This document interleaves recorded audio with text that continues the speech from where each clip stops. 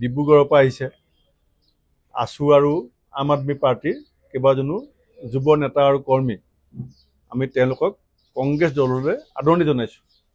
আৰু আমাৰ কাৰণে এইটো শুভ দিন বুলি ভাবিছোঁ যে পঞ্চায়ত নিৰ্বাচন মুখ্যমন্ত্ৰীয়ে যদিও বিভিন্ন চক্ৰান্ত কৰি আছে হ'বগৈ বুলি ভাবিছোঁ আৰু যদি কেনেবাকৈ 5 এপ্ৰিলৰ আগত ঘোষণা নকৰে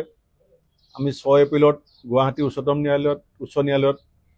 যাবৰ কাৰণে ইতিমধ্যে প্ৰস্তুতি চলাই আছোঁ গতিকে পঞ্চায়ত নিৰ্বাচনৰ প্ৰাক মুহূৰ্তত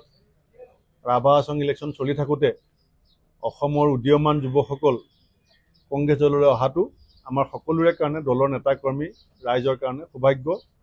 আৰু এটা ভাল বাৰ্তা এই ধৰণৰ যোগদানে ৰাজ্যবাসীৰ মনত দিব বুলি পেলাই মই আশা কৰিছোঁ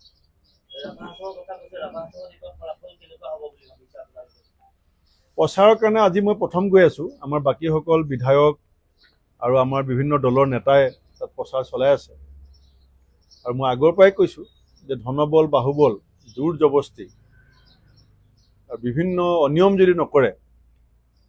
ৰাভা হাছঙৰ বৰ্তমান যিসকল শাসনত আছে তেওঁলোকৰ প্ৰতি মানুহৰ যথেষ্ট ক্ষোভ আছে আৰু আমাৰ ইতিমধ্যে দুজন পাৰ্টিক জবৰদস্তি কৰি বিভিন্ন ভয় ভাবুকি প্ৰলোভনেৰে বহাই দিয়া হৈছে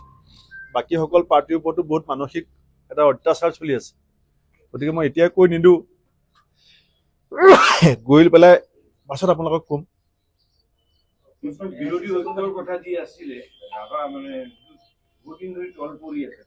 ৰাভা হাছঙত আমাক কোনো আমাৰ বিৰোধী ৰাজনৈতিক দলে ইলেকশ্যন খেলিব বিচাৰিছোঁ বুলি আমাক জনোৱা নাছিলে জনোৱা হ'লে নিশ্চয় আলোচনা কৰিলোহেঁতেন কৈছোৱে মই বিৰোধী ঐক্য সম্পৰ্কত নাগৰিক সমাজৰ ওপৰত আমি এটা দায়িত্ব সকলোৱে মিলি পেলাই দিছোঁ আৰু তেখেতসকলৰ দায়িত্ব লৈছিলে আৰু খুব যোগাত্মক দিশত কথাবিলাক আগবাঢ়ি আছে আৰু ইমান ডাঙৰ এটা সন্মিলিত মঞ্চ বনাবলৈ যাওঁতে কিছু মন্থন হোৱাটো কিছু আলোচনা কিছু বিতৰ্ক হোৱাটো স্বাভাৱিক কথা কিন্তু মই আশাবাদী যে পঞ্চায়ত আৰু হৈ যাব বিহুৰ পিছত আমি সকলোৱে মিলি সামূহিকভাৱে এটা আনুষ্ঠানিক ঘোষণা কৰিবলৈ সক্ষম হ'ম আপোনালোকৰ দলৰে সহযোগী মনোৰঞ্জন তালুকদাৰ এটা অডিঅ' ভাইৰেল হৈছে য'ৰ পৰা এটা মেছেজ গৈছে যে সকলোবোৰ একে মানুহে কৈছে বিৰোধীয়ে মাত মাতে দেখুৱাই পেলাই মাত মাতে কিন্তু ভিতৰি ভিতৰি সকলো একে আপুনি কি ক'ব আপোনাৰ দলৰ সহযোগী আৰু অডিঅ'টো হয় বুলি মুখ্যমন্ত্ৰীয়ে প্ৰত্যাহ্বানো জনাইছে যে 10 মিনিটত এইটো প্ৰমাণ হৈ যাব ফৰেনচিকত পঠিয়াই চাওক ৰাজনৈতিক দলৰ যিটো স্বভাৱ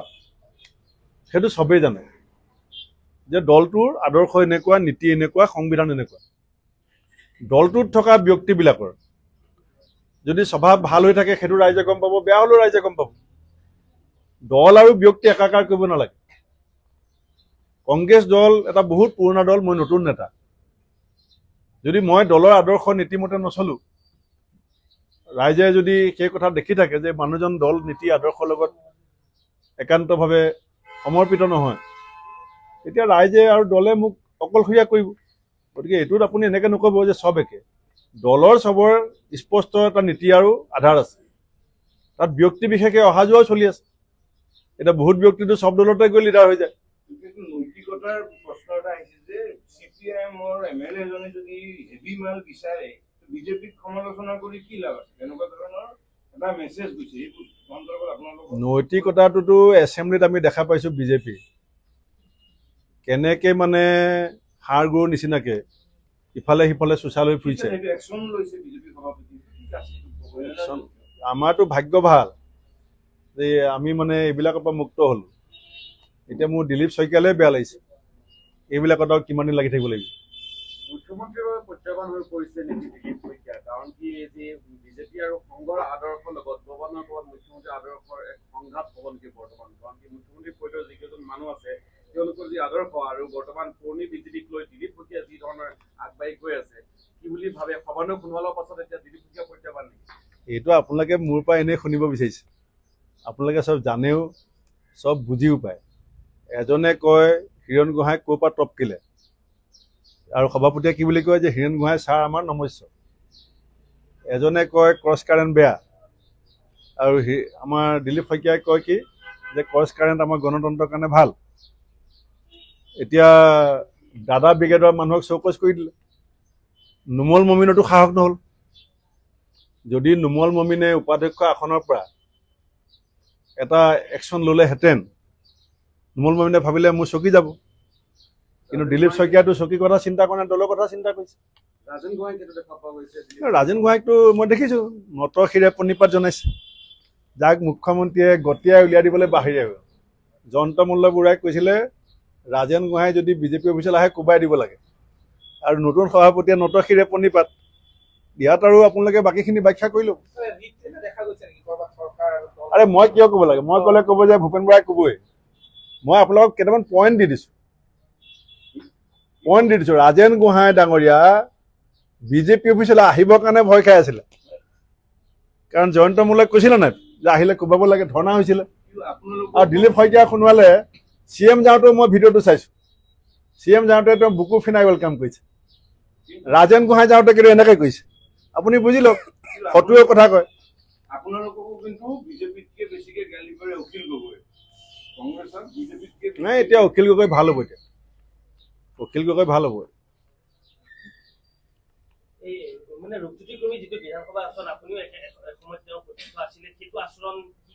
মইতো কৈছো মই শান্তি পাইছো, আমিতো কংগ্ৰেছ দলৰ চব কৰ্মী নেতা শান্তি পাইছো যে কমচে কম আমাৰ দাদাই চবকে লৈ গ'ল একেলগে, নহ'লেতো আজি এই মহাপাপৰ ভাগি আমি হ'বলগীয়া হ'লহেঁতেন। ইমান অপবিত্ৰ কৰিলে সদনখন, আৰু আমাৰ কংগ্ৰেছৰ বিধায়কে যদি এই কাম কৰিলেহেঁতেন আজিতো আপোনালোকেও আমাক কি অৱস্থা কৰিলেন ঠিক নাই। এতিয়া বিজেপিৰ লগত চবেই ইমান লাগিব নোৱাৰে, লাগিব নোখোজে, বিভিন্ন কথা থাকে, বা আপোনালোক লাগিলেও AC ৰুমত থকা 2-4জনে অলপ দৰত আছে, কথা তল পৰিবলৈ চেষ্টা কৰি আছে। চিণ্ডিকেটৰ পিছত হৰেণ মহন্তৰ চিণ্ডিকেটৰ প্ৰসংগ বিধানসভাত উত্থাপন হোৱাৰ পাছতো চৰকাৰীভাৱে কোনো ধৰণৰ এই বিষয়ত চাওক, মই এষাৰ কথা কওঁ, এইটো আপোনালোকে মানি চলিব, দৰ্শন এইটো যে প্ৰত্যেক সন্যাসীৰে অতীত আছে আৰু প্ৰত্যেক পাপীৰে ভৱিষ্যত আছে, আৰু সত্য কেতিয়াবা ওলাই আহোঁতে অকণমান সময় লাগে, কিন্তু ঢাক খাই নাথাকে। এই পাপীজন কোন?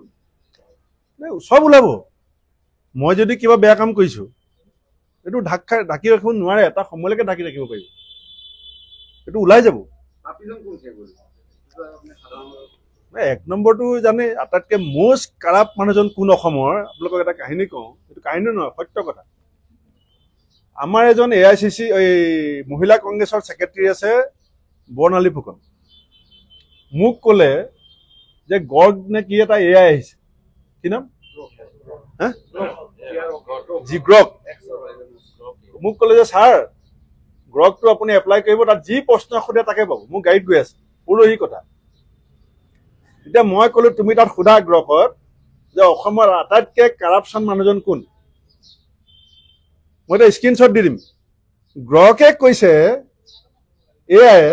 যে হিমন্ত বিশ্ব শৰ্মাক অসমত সকলোৱে আটাইতকৈ বেছি কাৰাপশ্যন বুলি, দুৰ্নীতিগ্ৰস্ত বুলি ভাবে, আৰু 5টামান উদাহৰণ দিছে, লুইচ বাৰ্জাৰ, ছাৰ গ্ৰক, এয়াই আহি গ'ল। এতিয়া আমি কি ক'ব লাগে? এতিয়া হৰেণ মহন্তৰ নামো আহিব ইয়াত। এতিয়া যদি আপুনি গ্ৰকক সুধি চাওক যে কয়লা চিণ্ডিকেটৰ পইচা জাগিৰোডৰ মন্ত্ৰী হ'লে কাৰ থৈ দি যায়, আপুনি মাৰক এতিয়া মোৰ সন্মুখত গ্ৰকত আহি যাব হৰেণ মহন্তৰ থৈ দি। হৰেণ মহন্তৰ কি এইবিলাক হৈছে মুহুৰা, এইবিলাক হৈছে মুহুৰা। আপুনি যেনেকৈ কেৰাচিন তেল আনিবৰ কাৰণে গিলান লাগে,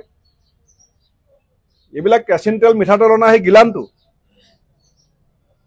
বুজি পাইছে নে? এইবিলাক এতিয়া চব ওলাব, চিন্তা নকৰিব।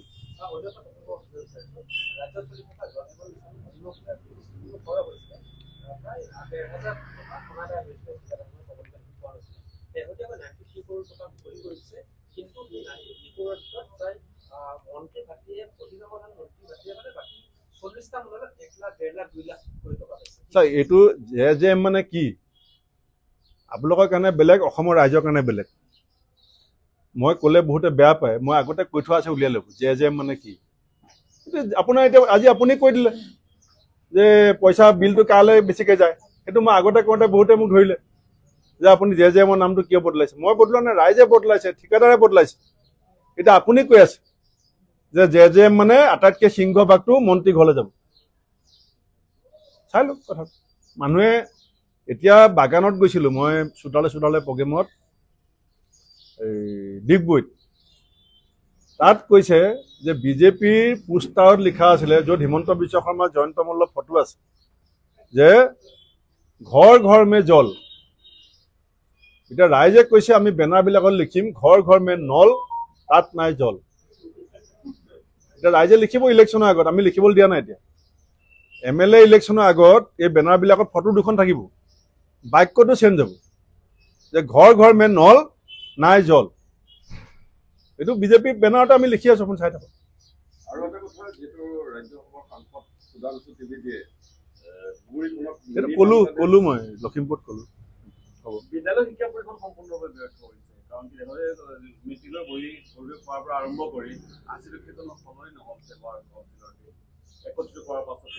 মুখ্যমন্ত্ৰীৰ টাৰ্গেটটোৱে হৈছে এটা পেৰেলেল ইকনমি কথাটো বুজি ল'ব এই কথাবিলাক মই ক'লে আপোনালোকে এইটো কভাৰেজ দিব নোৱাৰে কিন্তু কথাটোতো বুজি ল'ব পাৰে হিমন্ত বিশ্ব শৰ্মাৰ এতিয়া ৰাজনৈতিক মূল লক্ষ্যটো হৈছে সমান্তৰাল এটা অৰ্থনৈতিক ব্যৱস্থা মানে অসম চৰকাৰৰ যিমান টকা তেওঁৰো সিমান টকা হ'ব লাগিব চৰকাৰী শিক্ষানুষ্ঠান যদি চলি থাকে তেওঁলোকৰ প্ৰাইভেট স্কুলবিলাক কেনেকৈ চলিব মানুহে যাতে ল'ৰা ছোৱালী চৰকাৰী শিক্ষানুষ্ঠান চলাবলৈ যাবলৈ পঠাবলৈ ভয় খায় এটা ব্যাপক কিবা এটা কৰিব লাগিব অভ্যুত্থান এতিয়া পুখুৰীত যদি মানে এতিয়া যিটো হ'ল ফিচাৰীত মাছ খাবলৈ এটা ধোঁৱা সাপ নামিলে আৰু ধোঁৱা সাপ নমা দেখি পেলাই ৰুনুজ পেগুৱা আৰু হিমন্ত বিশ্ব শৰ্মাই তাতে বি দি দিলে সেইটো হোৱা নাই জানো মানে ধোঁৱা সাপ মাৰিবলৈ ফিচাৰীত বি দি দিলে চব ল'ৰা ছোৱালী চব পৰীক্ষা এইটো মূল লক্ষ্যটো কি যে তেওঁলোকৰ যিবিলাক ব্যক্তিগত শিক্ষানুষ্ঠান ডাইৰেক্ট ইনভেষ্টমেণ্ট ইনডাইৰেক্ট ইনভেষ্টমেণ্ট আছে